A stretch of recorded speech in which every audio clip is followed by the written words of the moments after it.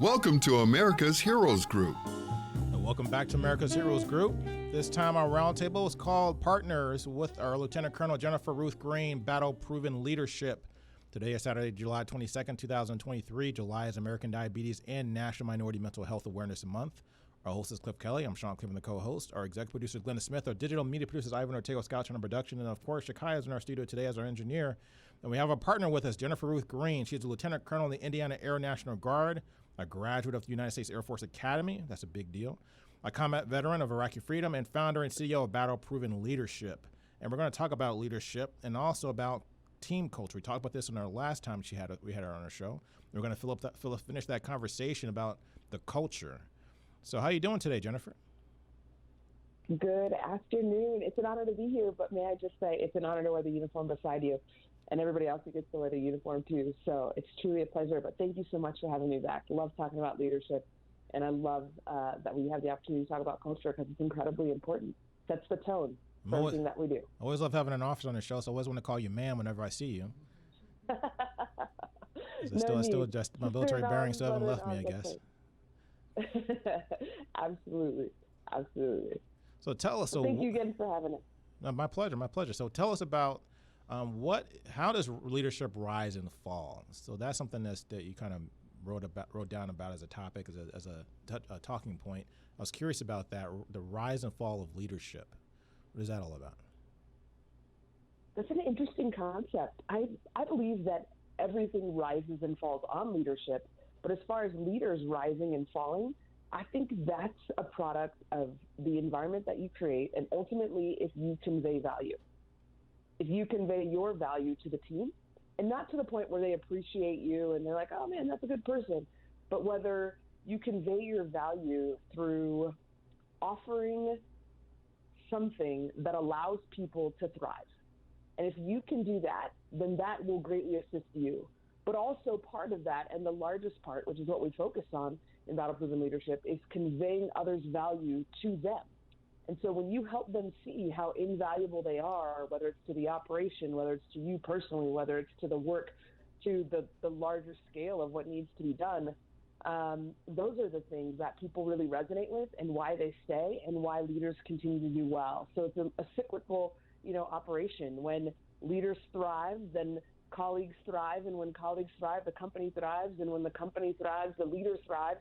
And so amazing things happen when people are able to lead well and have an organization that is primed and ready to do everything that they can do to be their best. I thought that was timely. That phrase caught me because in today's climate, and we see it in politics, we're seeing it in corporate America, there is kind of a changing of the guard, it seems like, and kind of people kind of getting tired of the old things. And you mentioned because they don't see that the values being reflected in the leadership or the leadership reflecting their values. So we're in a period, I believe, of rising and falling leadership. New people coming up to the forefront and people that have been there for a while, maybe at the top, kind of fading away or handing over the guard, maybe not necessarily intentionally. So how do you build a cultural environment where that is possible, where you can kind of instill those values and make sure that people understand that you're on the same page with their values? Can I just quickly address the comments that you just made? I think that's something that is not talked about a lot. And the fact that different generations require different leadership. And I don't mean you have to revamp yourself. I don't mean that, the World War II generation is something that is better or worse than today's generation.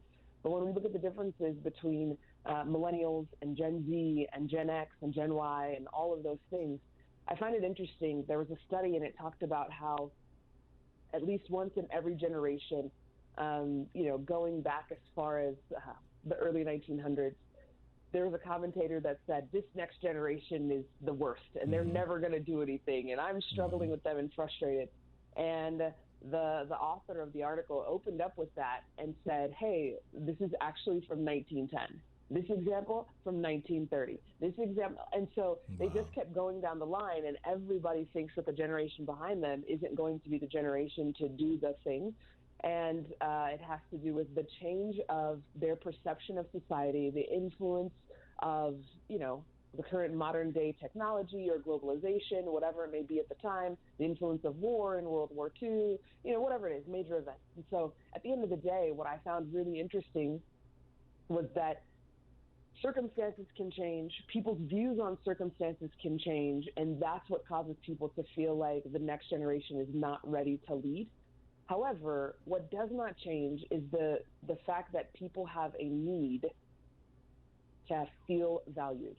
And even the most stoic person who can say, hey, I don't need sympathy, I don't need praise, I don't need gratitude, I don't need any of those things, sure, they might be on the far reaches of a scale, and there are some people who need pats on the back for everything they do. But largely, I would say it's a bell curve, and everybody kind of resides in the middle. And in the middle, you have everybody who reasonably wants to know that their contribution, their 40 hours a week, et cetera, truly does matter in some sort of way. And so we as leaders, we can talk about the societal view of what we think this next generation is going to be capable of or not capable of. But an underlying foundational factor of humankind is the need to feel valued, respected, trusted, honored. And that's what we want to be able to convey to people as leaders, because that's transgenerational. And so I think your comments are definitely spot on and related well to that study. I appreciate that. Yeah. So the reason why I say that is because we're looking at this, they call it the summer of strikes this year. We also talk about, leadership at the top in our White House, from Congress and so on, and the back and forth and the ebbs and flows of that. And that is, we have an election coming up. All these different things, these tipping points that are seem to be on the cusp of what's going on today. And it comes down at the end of the day to leadership. But what you mentioned, I think, is important, because at the end of what I got from that is, don't be so judgmental when you're looking at different generations, because everybody says the same thing. All these guys don't know what they're doing. These young kids today, they're out of their mind. They can't do what we did back in the day. And we hear that over and over and over again. As an Iraqi combat veteran, how do you see this current generation? What do they value from your perspective today? So what do leaders need to be cognizant of when addressing what's going on in today's culture? That's so interesting, because I just wrote an op-ed about the cultural view of leadership for the next generation. And there's some things that I admittedly struggle with, and it comes from a societal perspective. And I specifically talked about the fact that the next generation anticipates that everybody is going to work around them. And one example I used, there was a comedian who said something, he said, I was at work and I was talking with someone who's significantly younger than me. And they said to me, just so you know, I have ADHD and I have anxiety. And this person said, oh, okay, so what are you doing about that? Anticipating an answer that would allow them to say, oh, well, I'm getting help, or I'm learning how to, methods to decompress. So perhaps if I need to leave the room, just so you're aware, something. But the person said, oh, nothing. I'm just telling you so you can work around me. Wow. And it was truly this thought process that this is the way I am, and you accept me as I am because I'm okay as I am. But I think that's a reflection of when you have young children who have been diagnosed, and truly, those are clear issues that people face. So I don't knock that by any stretch. But if there's not an intent to handle it, and it just says, we just say, it's okay, Johnny's just like that, and it just continues to be allowed, then we get into this situation when they're adults, and you have to be in a functioning environment, and you have to handle those things. You don't have the troubleshooting skills because people have not necessarily accepted, but allowed the behavior.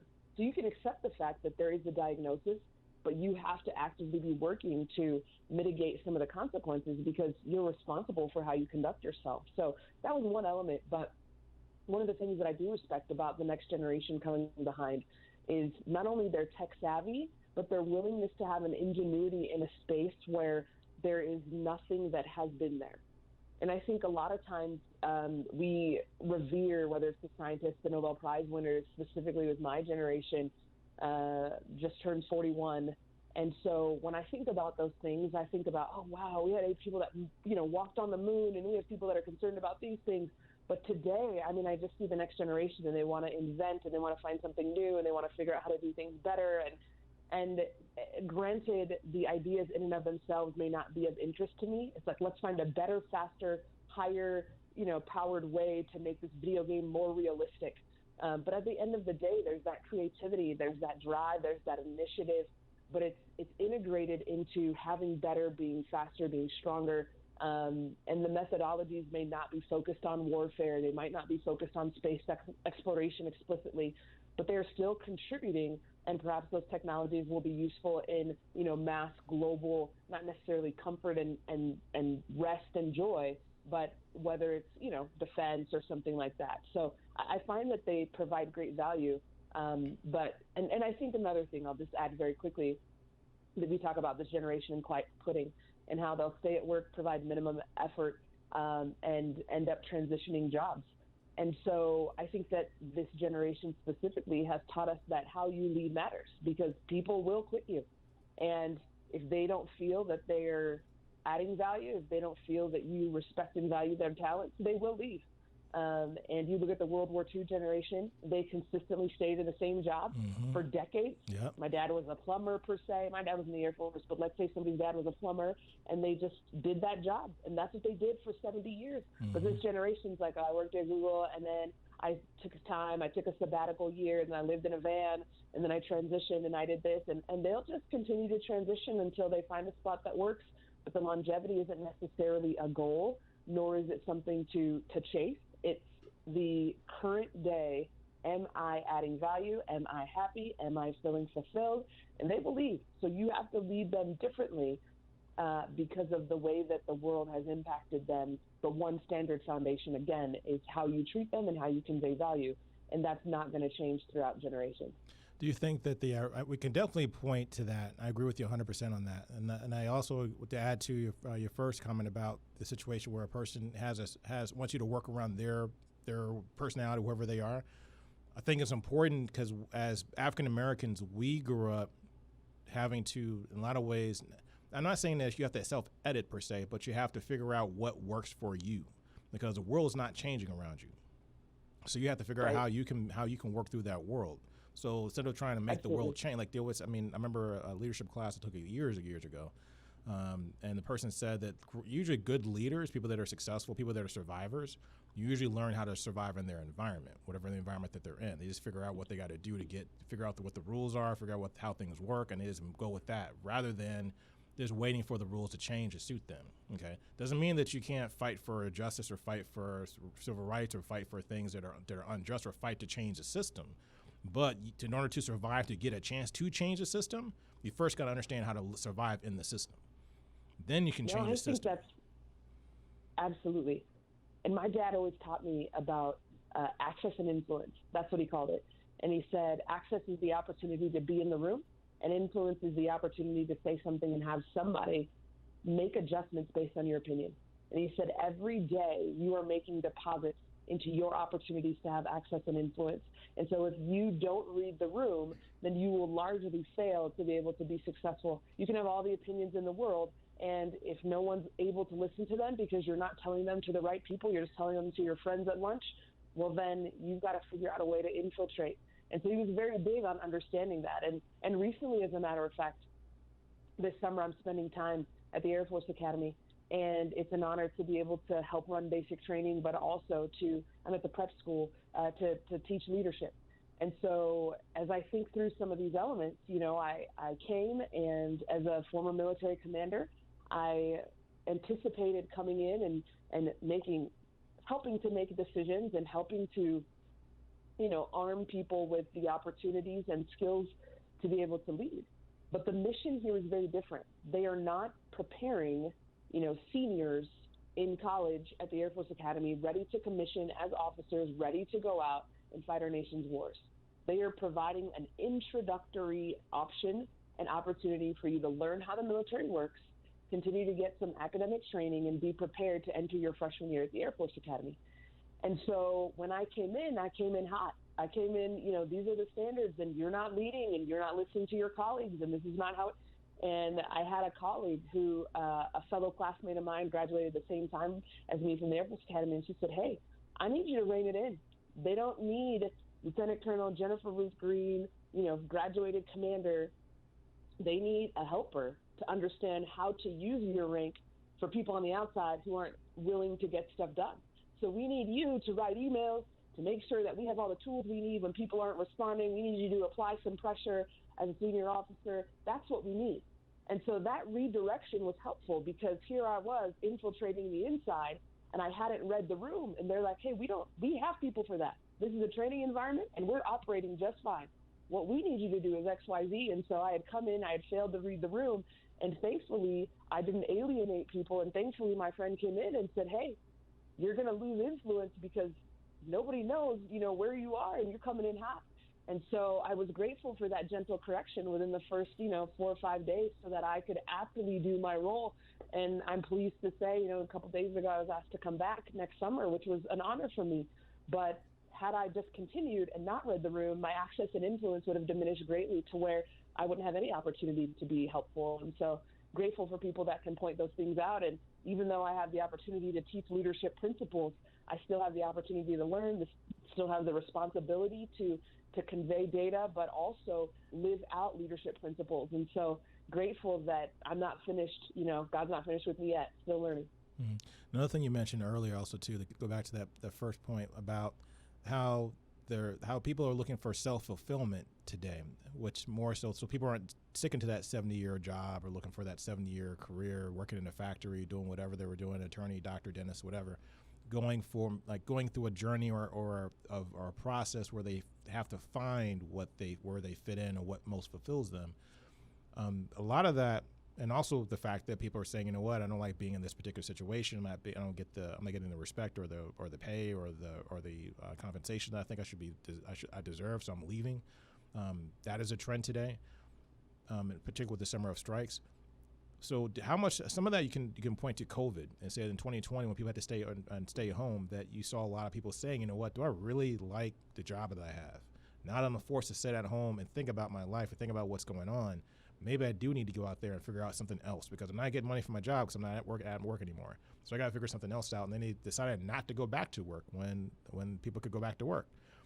How much do you think our wars in Iraq and Afghanistan have affected and changed the culture and psychology of, or contributed to that idea, that mindset, or maybe has it changed in a different way?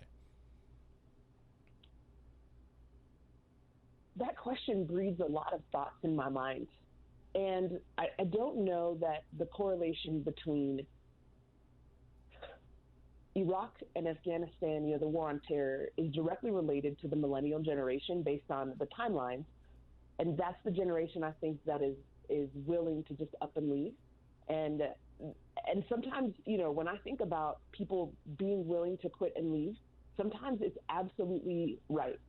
But I do think there's the opposite end where people do it without any clarity or expectation of what they have going on next. So they just say, hey, I don't like this, I'm just not doing it.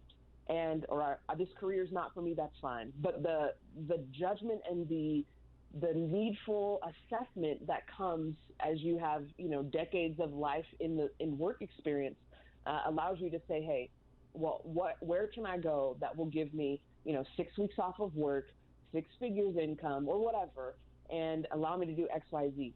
And you're like, well, I'm not happy, so I don't know, but I'm just going to quit today. And there is no long-term plan. And so I think if we talk about the Iraq and Afghanistan war, the thing that I would think that most relates to people in jobs post-COVID has to do with the fact that maybe people in my age range are considering, the impact of war. And war is the ugliest thing I've ever been a part of. There's nothing glamorous about it. There's nothing exciting about it. There's nothing but you understand true camaraderie, and I would imagine that that's the only good thing that comes from it. You stand next to people who are willing to give their life for you and who you are willing to give your life for. And other than that, though, you see the depravity of mankind on full display. And so when you come back and you have to execute the defense of the nation, that messes with you. If you think about the people who can openly take someone else's life without regard for it, those people are called sociopaths, and they go to jail or they go to mental health institutions or whatever it may be. And so we as war fighters have to put ourselves in a headspace where we're comfortable with doing things that are uncomfortable, but then we have to come back and reintegrate into society. But the realities of warfare definitely mess with your head. And so when you get those generations who were fighting wars from their 20s to their 40s in a 20-year war, now we have a generation of people who went through COVID and realized that you have to sit with your issues. And maybe you've deployed 4 or 5 times and you don't really know your spouse that well, or maybe you don't know your kids, maybe you don't know their school system, maybe you don't know what their lives are like. And when everybody's cramped together in one small space consistently and the world shuts down, where do you go? What do you do? I think you have to come to terms with, do you like yourself? Do you like your family? Do you like your job? Just like you said.